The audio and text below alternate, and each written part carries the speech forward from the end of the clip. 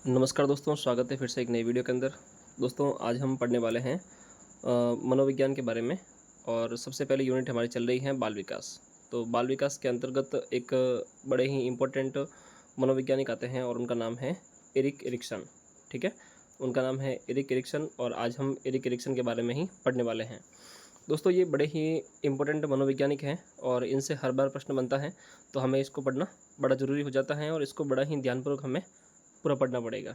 ठीक है, तो दोस्तों देखो शुरू करते हैं एरिक एरिक्सन के बारे में। सबसे पहला ये सिद्धांत है बाल विकास का। इससे पहले हमने बाल विकास की 2-3 क्लासें ली हैं, जिसके अंदर हमने बाल विकास के जो विकास क्रम है उसके बारे में देखा, बाल विकास कैसे शुरू हुआ उसके बारे में देखा, बाल विकास की जो महत्वपूर्ण परिभाषाएँ थी उनको हमने देखा। ठीक है, और अभिवृद्धि और विकास के बारे में क्या अंतर है वो हमने यहाँ पर समझा था। आज हम पढ़ने वाले हैं एरिक एरिक्सन के सिद्धांत को। और इसी प्रकार से मनोविज्ञान के अंदर बाल विकास के अंदर कई सारे सिद्धांत हैं, जो कि हम आगे जाकर एक एक मनोवैज्ञानिक का जो अलग अलग सिद्धांत है वो हम देखने वाले हैं अलग अलग क्लासों के अंदर। ठीक है, सबसे पहला हमारा रहेगा वो रहेगा एरिक एरिक्सन का मनोसामाजिक विकास सिद्धांत। ठीक है, एरिक एरिक्सन का मनोसामाजिक विकास सिद्धांत। सबसे पहला सिद्धांत है मनोसामाजिक विकास सिद्धांत, जो कि है एरिक एरिक्सन का। ठीक है, मनोसामाजिक विकास सिद्धांत। तो आप ये नाम याद कर लीजिए। मनोवैज्ञानिक एरिक एरिक्सन का जो सिद्धांत है उसका नाम है मनोवैज्ञानिक विकास सिद्धांत। दोस्तों सबसे पहला प्रश्न यहाँ पर यही बन जाता है, यानी कि सीधा यहाँ पर सिद्धांत का नाम देते हैं और यहाँ पर आगे पूछ लिया जाता है प्रवर्तक के, सिद्धांत के जो प्रवर्तक हैं वो कौन हैं, तो वो हैं एरिक एरिक्सन। ठीक है, इस सिद्धांत के जो प्रवर्तक हैं वो एरिक एरिक्सन भी हैं और इसका नाम कई जगह है हमें एरिक्सन भी देखने को मिलता है। तो एरिक एरिक्सन या एरिक्सन हम इनको कह सकते हैं। दोस्तों ये जो एरिक एरिक्सन है ये स्वयं जो है फ्रायडवादी हैं, ये फ्रायडवादी मनोवैज्ञानिक हैं। अब ये फ्रायडवादी क्या हैं, तो फ्रायड के सिद्धांतों का जो समर्थन करते हैं ना उनको बोलते हैं फ्रायडवादी।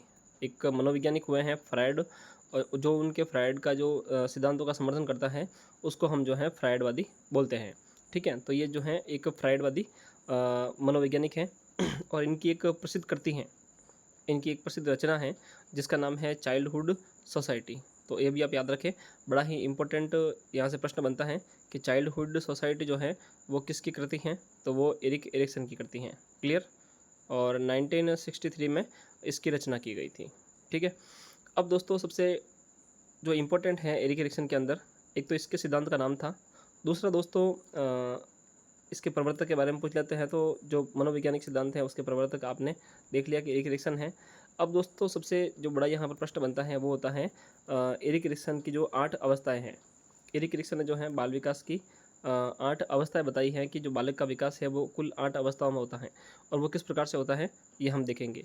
देखिए दोस्तों, इन अवस्थाओं के नाम आपको याद होने ज़रूरी हैं, क्योंकि यहाँ से सीधे सीधे प्रश्न बनते हैं और इन अवस्थाओं की जो उम्र है वो भी आपको याद होनी चाहिए। तो हम एक एक अवस्थाओं को देखेंगे और इनको समझने की कोशिश करेंगे ताकि हमें ये चीज़ें समझ में आ जाएँ और समझ में आने के बाद आप भूलेंगे नहीं। ठीक है ना, ये कुछ सेंस की बातें हैं, जो आप सेंस से ही इनको समझ पाएंगे तो अच्छा रहेगा और आपको लंबे समय तक याद भी रहेगा। ठीक है, देखिए सबसे पहले आती है वो आती है विश्वास बनाम अविश्वास। ठीक है, सबसे पहली अवस्था है विश्वास बनाम अविश्वास।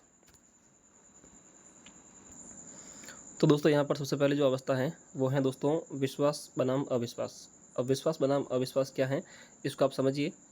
दोस्तों ये जो अवस्था होती है ये होती है जन्म से लगाकर 18 माह तक, यानी कि 1.5 साल तक का बच्चा होता है ना, उस समय की ये अवस्था होती है और इसको बोलते हैं हम शैशव अवस्था।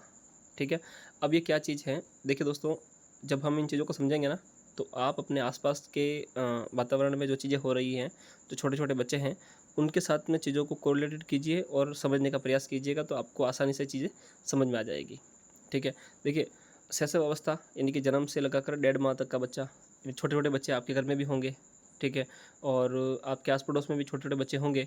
तो इससे जो है आप समझ सकते हैं कि छोटे छोटे बच्चे हैं जो किस प्रकार से व्यवहार करते हैं और किस प्रकार से उनमें जो है ये भावनाएं आती हैं। ठीक है, अब दोस्तों क्या होता है इसमें विश्वास बनाम अविश्वास, ट्रस्ट वर्सेस मिसट्रस्ट। ठीक है, इसमें क्या होता है दोस्तों, छोटा बच्चा होता है उसको जो है कई लोगों पर तो होता है विश्वास और कई लोगों पर होता है अविश्वास। अब वो कौन होते हैं, इनके जो रात दिन उसके आसपास रहते हैं, जिसको वो अपने आसपास रोज़ देखता है, जैसे उसके माता पिता, भाई बहन, घर के जो इतने भी सदस्य हैं जो उसके आसपास में रहते हैं या उसके आस पड़ोसी हैं। ठीक है, जो कि रात दिन उसके पास आते हैं ना, उसके प्रति तो होता है उसका विश्वास। और कई लोग ऐसे होते हैं जो अपने घर में बहुत कम आते हैं, ठीक है।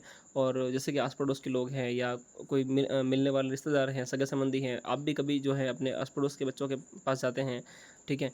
तो जब उस बच्चे को कोई नया व्यक्ति मिलता है ना, तो उसमें जो है अविश्वास की भावना आ जाती है, वो उनसे डरता है और उसके पास जाता नहीं है, ठीक है।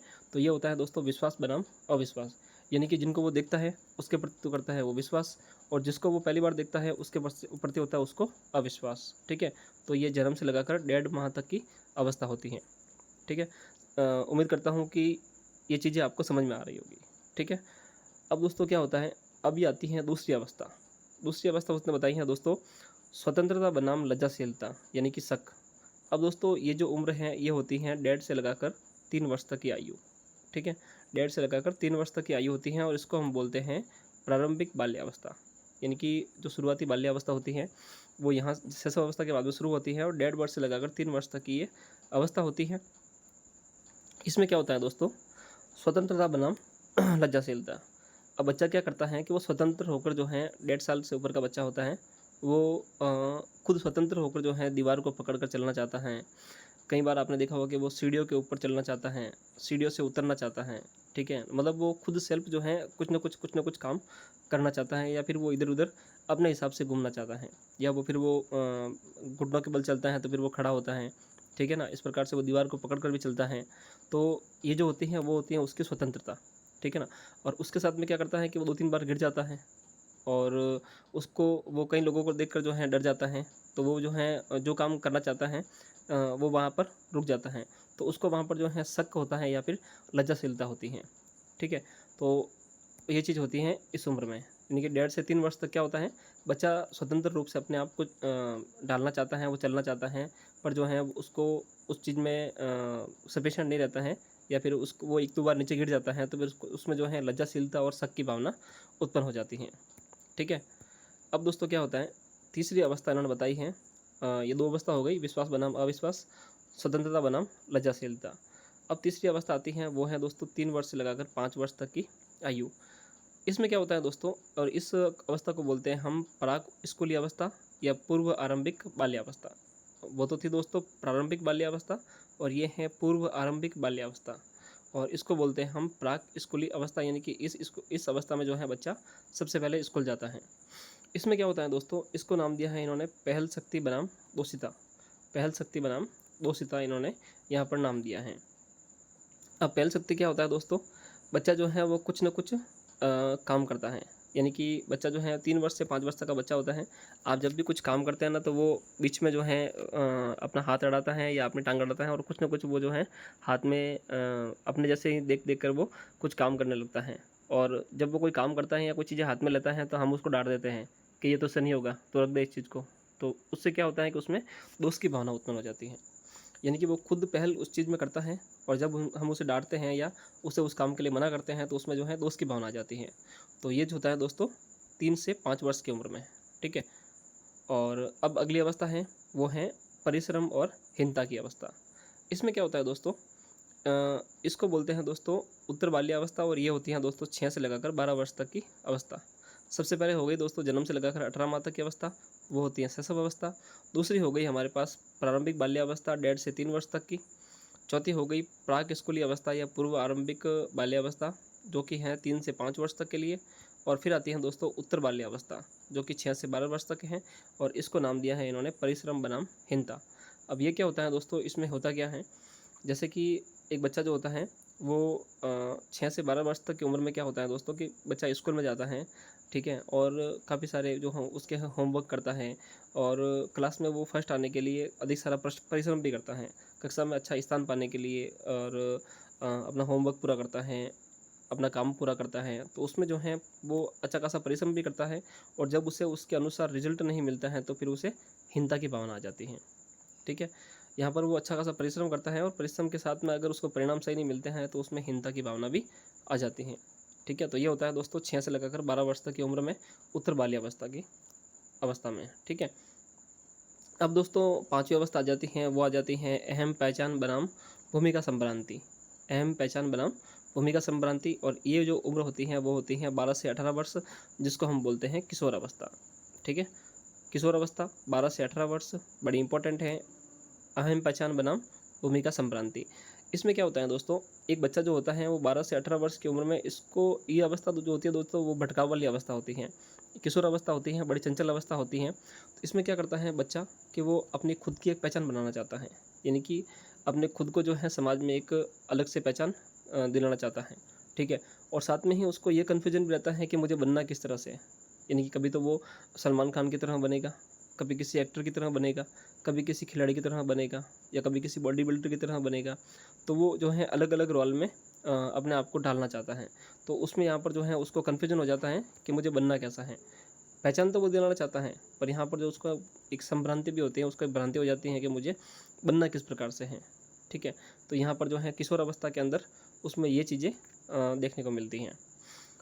अगली जो अवस्था है दोस्तों वो है घनिष्ठता बनाम विलग्न या अलगाव, ठीक है। घनिष्ठता बनाम विलग्न या अलगाव, ये होती है दोस्तों 18 से 35 वर्ष की उम्र में। और इसको क्या कहा गया है, वयस्क अवस्था या फिर युवा अवस्था। वयस्क अवस्था या युवा अवस्था 18 से 35 वर्ष की उम्र में, और इसको नाम दिया है घनिष्ठता बनाम अलगाव। इसमें क्या होता है दोस्तों कि जब 18 से 35 वर्ष का जो उम्र का जो व्यक्ति होता है, यानी कि हमारी ही जो उम्र, मान लीजिए कि हमारा जो वर्तमान में है यही समय चल रहा है, ये छठी अवस्था हमारी चल रही है। लगभग मैं मानता हूँ कि 18 वर्ष से सभी लोग जो हैं ऊपर होंगे, और 35 वर्ष के लगभग जो हैं लोग 35 वर्ष के अंदर होंगे यहाँ पर, ठीक है, जो इस वीडियो को देख रहे होंगे। तो घनिष्ठता बनाम जो है अलगाव, यहाँ पर हमारी यही उम्र चल रही है। इसमें क्या होता है कि हमारे कई सारे दोस्त तो ऐसे बन जाते हैं जो बहुत ही ज़्यादा घनिष्ठ होते हैं हमारे, ठीक है। यानी कि कई सारे दोस्त हैं हमारे जो शुरू से हमारे साथ हैं और अभी तक भी हमारे साथ ही हैं, और उनसे हमारी अच्छी दोस्ती हैं। और कई सारे ऐसे होते हैं जो हमें थोड़े समय के लिए मिलते हैं, और फिर बाद में 2-4 साल के लिए हमारे अच्छे दोस्त बनते हैं, और फिर बाद में अलग हो जाते हैं। या फिर आप इस चीज़ को ऐसे समझ सकते हैं कि किसी महिला मित्र के साथ में, या फिर आपके पुरुष मित्र के साथ में, या हम ऐसे कह सकते हैं कि किसी लड़के या किसी लड़की के बीच में जो है अच्छी घनिष्ठता हो जाती है, और बाद में जो है वो अलग अलग भी हो जाते हैं, उनमें अलगाव भी हो जाता है, ठीक है। तो ये जो होती हैं, ये होती हैं वयस्क अवस्था या युवा अवस्था। अब दोस्तों सातवीं जो अवस्था है उसका नाम है नाम दिया है इन्होंने जननात्मकता या स्थिरता। जननात्मकता बनाम स्थिरता, ठीक है। और इसको जो है नाम दिया गया है मध्य जो है वयस्क अवस्था, और 35 से 65 वर्ष की उम्र की अवस्था है, जिसको नाम दिया गया है जननात्मकता वर्सेज स्थिरता। ये क्या होती है दोस्तों कि यहाँ पर जो है कई व्यक्तियों की शादी होती हैं, और वो जो है यहाँ पर बच्चे पैदा करने में लगे रहते हैं। यानी कि कई लोग जो हैं यहाँ तक आकर अपने बच्चे पैदा कर चुके होते हैं, और कई लोग जो हैं यहाँ पर आकर शादी भी करते हैं और संतान उत्पत्ति भी करते हैं, ठीक है। तो यहाँ पर कई लोग तो संतान उत्पत्ति करते हैं, और कई लोगों में जो है यहाँ पर आकर स्थिरता हो जाती है कि उनका जो है परिवार एकदम सुखमय संपूर्ण हो जाता है, उनको बच्चों की आवश्यकता नहीं होती है, फिर वो उनके संतान उत्पत्ति हो जाती है, बच्चे बड़े हो जाते हैं। तो कई लोगों में यहाँ पर शुरू होती है, और कई लोगों में यहाँ पर स्थिरता हो जाती है। अब दोस्तों जो अगली अवस्था है, लास्ट अवस्था, उसको कहते हैं दोस्तों अहम संपूर्णता बनाम निराशा या निराशा, ठीक है। और ये जो अवस्था होती है दोस्तों, ये होती है बुढ़ापे की अवस्था, जिसको हम कहते हैं वृद्धावस्था, ठीक है। ये वृद्धावस्था होती है, और 65 वर्ष के बाद की जो ये अवस्था होती है, इसको हम कहते हैं अहम संपूर्णता बनाम निराशा या निराशा की अवस्था। अब इसमें क्या होता है दोस्तों, कई सारे व्यक्ति होते हैं जो अपने जीवन में कई सारे काम, या उनका जीवन का जो सार होता है, या उनके जीवन में जितने भी उन्होंने काम करने थे, वो लगभग उनका जो जीवन का उद्देश्य है वो पूरा हो जाता है। तो वहाँ पर वो उनको अपने आप को जो है संपूर्ण मानते हैं कि मेरे जीवन में आना यहाँ पर सफल हुआ, मैंने जितने भी काम सोचे थे वो पूरे हो गए, और अब जो है मेरा जीवन ठीक है, अब मैं चला भी जाऊँ तो भी ठीक है। और कई लोगों में जो है निराशा या निराशा की भावना भी रहती है। वो उन्होंने कई सारे सपने अपने जीवन में देखे होते हैं, परंतु वो पूरे नहीं हो पाते हैं, जीवन उनका निकल जाता है। 65 वर्ष के उम्र के बाद की अवस्था उनमें आ जाती है, वृद्धावस्था उनमें आ जाती है, और कई सारे सपने उनके बाकी रह जाते हैं। तो वहाँ पर उनके जो है निराशा या निराशा की भावना रह जाती है, ठीक है। तो इस प्रकार से यहाँ पर एरिक एरिक्सन ने कुल 8 अवस्थाएँ बताई हैं, जो कि आपने यहाँ पर देखी और हमने यहाँ पर समझी हैं उनको। उम्मीद करता हूँ कि ये सारी अवस्थाएं जो हैं आपको अच्छे से समझ में आ गई होगी, और फिर से हम एक बार इन अवस्थाओं को देख लेते हैं ताकि आपको अच्छे से क्लियर हो जाए। सबसे पहले दोस्तों हमने देखा विश्वास बनाम अविश्वास, जिसको हम शैशव अवस्था बोलते हैं, जन्म से 18 माह की अवस्था। दूसरा हमने देखा दोस्तों स्वतंत्रता बनाम लज्जाशीलता, जो कि प्रारंभिक बाल्यावस्था है, और 1.5 वर्ष से 3 वर्ष तक की अवस्था हमने देखी है। और तीसरी है पहल शक्ति बनाम दोषिता, और इसको हम कहते हैं प्राक स्कूली अवस्था, पूर्व आरंभिक बाल्यावस्था 3 से 5 वर्ष तक की अवस्था है। चौथी है परिश्रम बनाम हीनता, जिसको उत्तर बाल्यावस्था कहते हैं, और ये 6 से लगाकर 12 वर्ष तक की अवस्था है। पांचवी अवस्था है दोस्तों अहम पहचान बनाम भूमिका संभ्रांति, और यहाँ किशोरावस्था वाली अवस्था है, 12 से लगाकर 18 वर्ष तक की अवस्था। छठी अवस्था है दोस्तों वो है घनिष्ठता बनाम अलगाव या विलग्न, इसको हम वयस्क अवस्था या युवावस्था कहते हैं, जो कि 18 से 35 वर्ष तक की अवस्था होती है। और सातवीं अवस्था है वो है जन्नात्मकता बनाम स्थिरता, जिसको हम मध्य वयस्क अवस्था कहते हैं, जो कि 35 से लगाकर 65 वर्ष तक की अवस्था है। और लास्ट अवस्था है दोस्तों वो है अहम संपूर्णता बनाम निराशा की भावना या निराशा वाली अवस्था, जिसको हम वृद्धावस्था या बुढ़ापे की अवस्था कहते हैं, जो कि 65 वर्ष के बाद की अवस्था है। तो इस प्रकार से दोस्तों यहाँ पर हमने 6 अवस्थाओं को देखा है, और 6 ही अवस्था जो है हमने यहाँ पर समझने की कोशिश की है। 8 अवस्था है और 8 अवस्था को हमने यहाँ पर समझने की कोशिश की है, ठीक है। और इसी प्रकार से दोस्तों यहाँ पर मैंने एक इसकी ट्रिक बनाई है, जिसको आप पढ़कर या समझकर जो है आपको छोटे मोटे तौर पर ये चीज़ें याद रह जाएगी। ये ट्रिक मैंने क्या बनाई है, वो बनाई है मैंने विश्व पर अहम घनिष्ठ जनन निराशा।